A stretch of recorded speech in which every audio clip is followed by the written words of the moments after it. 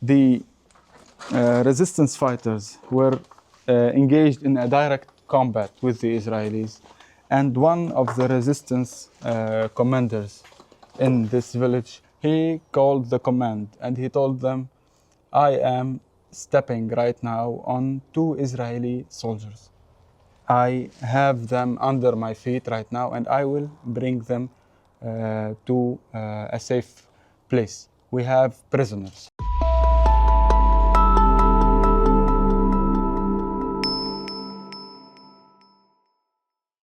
Hey everybody, this is Laith Marouf from Free Palestine TV, and we are in al-Khiam village, right on the border with Occupied Palestine. Before we continue with this report, I ask you to press the subscribe button on whatever social media platform you are watching this on, and to go to our website, freepalestine.video, to donate so we can continue bringing you this content. We came to al-Khiam village because over the last 48 hours, there's been multiple attacks on the village by the Zionist occupation forces from across the border. Just to situate us, right here behind me is Marjayun Valley, and on the other side of the valley is the Marjayun village, and all the way in the back there you can see the Arnoun fort, or it's called Beaufort in French. It's a Crusader fort that we went to before, and you can watch the report from there. I just want to give you another note here that we are at the entrance, one of the entrances of the villages. And just a few weeks ago, 3 weeks ago exactly, there was a villager from al-Khiam that was driving here and was targeted by shrapnel missiles, and he was martyred. You can see from how busy the street is that the villagers have mainly returned. Those who live in Lebanon, a lot of them have returned, the ones that are able to rebuild their houses. There's services everywhere, including this gas station that opened and is providing services. You can see all the equipment here, and the wall has been hit by the shrapnel. All these holes in the wall, in the machines. Luckily, the explosion didn't lead to a fire in the gas canisters under here. Otherwise, this would have had a much wider effect. So we're going to try to go to the locations that were targeted over the last 48 hours. Of course, it's very dangerous. The Zionists are watching. There's drones, there's snipers, there's direct missile fire on the area. So we're going to try to stay in a safe zone, but get you the feeling and the image of the locations that are targeted.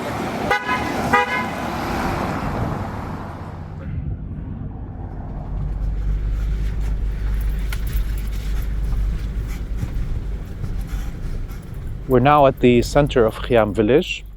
Two things to note here is that al-Khiam village is one of the largest villages on the border of occupied Palestine. Sometimes people would consider it the largest in terms of space area. And as you can see behind me, this used to be where the city hall of al-Khiam was. It was a big building. We came and visited it during the war, and after the war it was still standing, although the Zionists had rigged the foundations of the building and blew it up. So it was a dangerous structure, and the municipality took it down in the last few months to try to obviously make it that there's no danger for the locals. But from the ruins here, wow, you can see how big it was. It was multiple stories, and this is what's left of it. The municipality renovated one of its other buildings on the edge of the village as you come into al-Khiam from Marjayun, and have now moved all their services there. The villages are getting services as they should. The municipality is actually now doing a lot of services. Look at the other side here. There used to be a football field, soccer field for those who don't call it football. And it was again damaged and destroyed. You can see behind us in the horizon there is the Golan Heights. And Jabal al-Sheikh is now covered in snow and clouds. It's a very cloudy, cold day, by the way. It's just my Canadian acclimation is, you know, I'm losing it now. I'm starting to feel the cold of Lebanon as if it's real cold in comparison to Palestine. But for people who are in this region with no heat, no electricity, and homes that are partially destroyed, even this cold being above zero is still a problem for health and survival.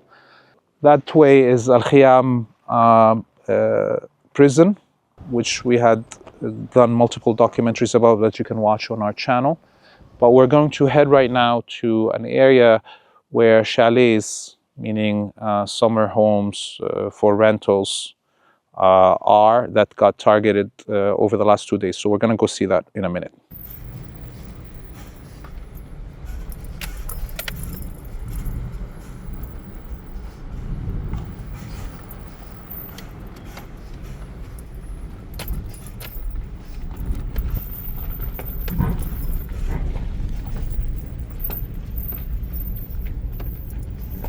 So we drove through the village. We're right now looking at the Golan Heights and Jabal al-Sheikh. I can see here at least 3 Israeli military posts on the top. Actually, more than 3. The 3 were before, prior to the war. These are the fixed bases for the Israeli occupation army on the Mount Hermon area. You have the Kfar Shuba base, the Simma'a base, and the radar, and also you can see at the far point over there on the upper mountain there. Also, this is a very important electronic warfare base that is responsible for electronic warfare from Jordan to Turkey, and of course including all Syria, because this is a strategic high point that overlooks and electronic-wise regarding communication, intercommunication, it overlooks the entire area of Syria, the Syrian... Greater Syria, because Syria. This is the highest mountain from here to the Zagros Mountains in Iran. Yes. So yes. Everything here, from here to the borders with Iran and Iraq, is under surveillance of this base. And you can, by knowing this, you can already know how much al-Khiam village is under heavy Israeli monitoring and heavy Israeli surveillance all the time, even without drones in the sky. They can still monitor all of this area that is just a few kilometers away from the nearest base, Israeli base here, and can be surveilled and monitored by sophisticated equipment from the Israeli side all the time. This is why it was miraculous that this village in specific, that is only a few hundred meters away from the borders, from the actual borders, and the Israeli bases and positions overlooks this village from everywhere, from all the sides. From at least 3 sides. 3 sides, of course, not the Lebanese side. And despite all this, the resistance were able to resist and repel the invasion. At least 6 to 7 waves of Israeli invasions and attempted invasions were sent to this village, and each one of them was faced with resistance, with ambushes, with direct combat that led to the Israelis withdrawing, carpet bombing that neighborhood that where the resistance fought, and trying again to do another incursion, another invasion. Every time they were faced with resistance, one of the famous stories that was not revealed until now in details was how the Before we move a little bit, just Yeah. as you continue talking, Yes. let's let the audience see what we're standing behind here. It's one of those houses that a battle was fought in, clearly. You can see how the wall is a witness of how the Israelis spent hundreds, if not thousands, of bullets on this house, which means that obviously they were not just firing randomly. This house witnessed one of the battles here. We are speaking here about a house that is directly in front of the mountain, the hills, the first hills here of Hermon Mountain, and just before Kfar Shuba and overlooking Ain the Arab. Hula Valley, obviously. And the Hula right Valley, now of course, under is us. an extension, the Lebanese extension of the Palestinian Hula Valley that continues to Palestine and around Kiryat Shmona and the Israeli colonies in the area. One of the most important stories in this village, when in the last 2 weeks or in the last week of the war, the resistance fighters were engaged in a direct combat with the Israelis, and one of the resistance commanders in this village called on the communication device he called the command and he told them, I am stepping right now on 2 Israeli soldiers. I have them under my feet right now and I will bring them to a safe place. We have prisoners. Why he said this? Why he had to say it to the command? Because in the last weeks, the resistance in Lebanon was under very heavy pressure. And for many reasons, we might talk about it later, the resistance was unable to show what was happening on the borders due to technical problems and also after the pager attacks and the walkie-talkie attacks. So the resistance needed to have Israeli prisoners to be able to say, I am standing on a strong position in the war, and after 60 days of heavy the fighting and direct attacks on the command, and after everything that happened, and after losing all of our command, we are still at the end of the 2nd month of the war to have prisoners and to stop the Israelis on the borders.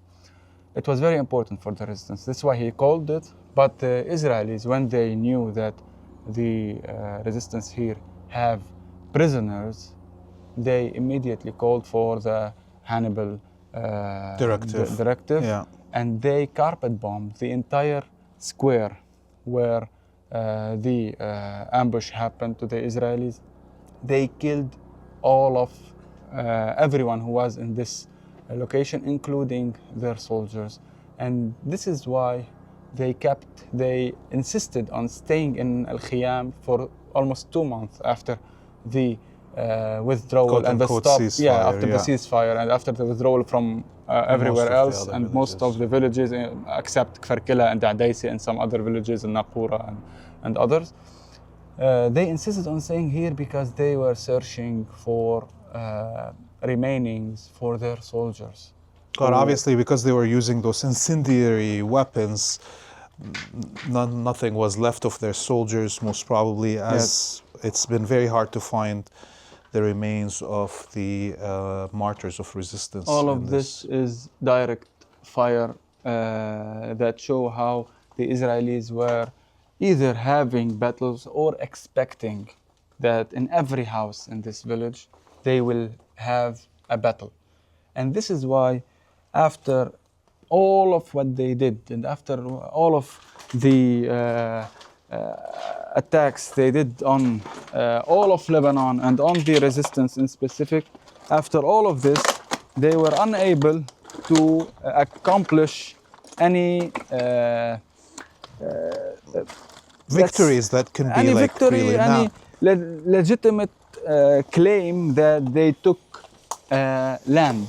You know, when we speak about villages that are directly on the borders like Kfar Kila, Hula, Adaisi, these villages are actually directly on the borders and almost isolated from the Lebanese geography. You know, and still in those villages, they had major problems when they were advancing and trying to occupy those villages, and they did not stay there. But in al-Khiam, this became a symbol of resistance in this war exactly. After, for example, in 2006, Ayat al-Sha'b was the symbol of the most important steadfastness, and the biggest battles of repelling the Zionist invasion. Every house was a possible battle for the Israelis. This is why they had to stop. They had to abandon the plan that they wanted to take this line on the borders, because if in each village they will have to send 6 or 7 waves of invasions, and in each one they will have a battle and they will lose soldiers and tanks in it, it will mean that this is becoming in the favor of the resistance, and the more time they will spend, they will be drained in this battle in Lebanon with the resistance. This is why they stopped, and this is why it's very important to show that it was miraculous and also very, very important from all the young men who went in kamikaze fighting. You know, it was a Karbala'i fighting, if we want to use our language. They went here and they fought not only because they want to fight or because they want to die, because it was strategically very important to show the Israelis that after all of what you did and all the losses and all the quote-unquote achievements you did in targeting the resistance, the weapons, the military sites, the military commanders, and everyone, and the Secretary General and the command, we are still able to fight on the borders. And this was the main message that al-Khiam sent, and it was the signature of al-Khiam in this war. One last thing I want to note before we go to another location is clearly the house has been burnt. Yes. The insides here and the ceilings are falling apart. These were incendiary explosive devices that were thrown in. It's not like a regular fire that was set in the house. Yes, definitely. And this is because they couldn't, even with all these bullets thrown on this house, they were not able to defeat the resistance that was fighting them back from inside, and they had to fire incendiary devices inside to kill them. God bless their soul, these martyrs. We're going to go right now to another location. We'll be back.